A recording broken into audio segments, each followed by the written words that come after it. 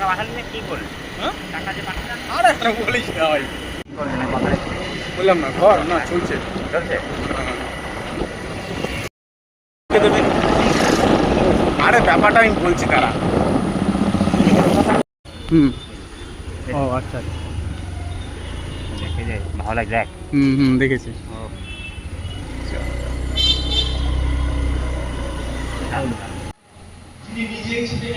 জুতো করে চল তো ওখানে যাবো যাবো।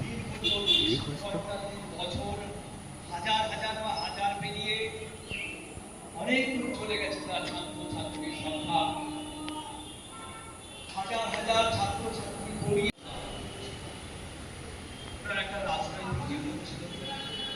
দীর্ঘ জীবনে কখনোই রাজনৈতিক বিশ্বাস থেকে দশ কেউ একটি রাজনৈতিক সব মিলিয়ে আজকে আলোমা তার উপর থেকে দেখছে যে আজকে আমার নেতারা মনে রেখেছে। সাহিত্যিক সরকার একবার বলেছিলেন, মৃত্যুর 5 বছর পরে আমি আবার ফিরে আসতে চাই, একবার দেখতে চাই আমার জন্মাবস্থায় আমি জীবিত থাকাকালে এখান থেকে একবার আসল কেউ পালাতে পারবে না।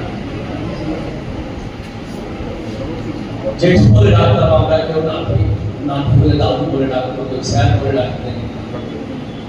প্রত্যেক দিন প্রত্যেক রবিবারের সন্ধ্যাবেলা এখানে অনেকেই আছে শোনাতেন আমাদের সার্থক জনমহাবাদ।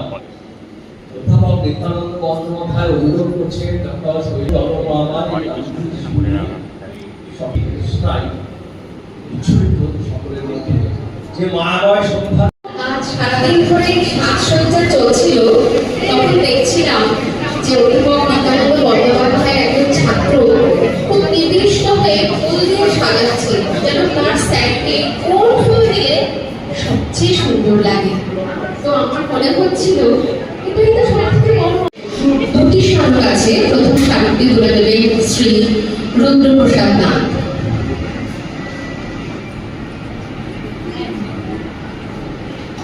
এরপরে আরেকটি স্মারক আছে, সেই স্মারকটি তুলে দেবেন শ্রী অমিত বিশ্বাস। ফুল আছে কবির জন্য, সেই ফুলের শুভেচ্ছা তার হাতে তুলে দেবে সুপর্ণা। উপহার হিসেবে তার জন্য আমরা বই এনেছি, কারণ আমরা জানি এবং আমরা পাই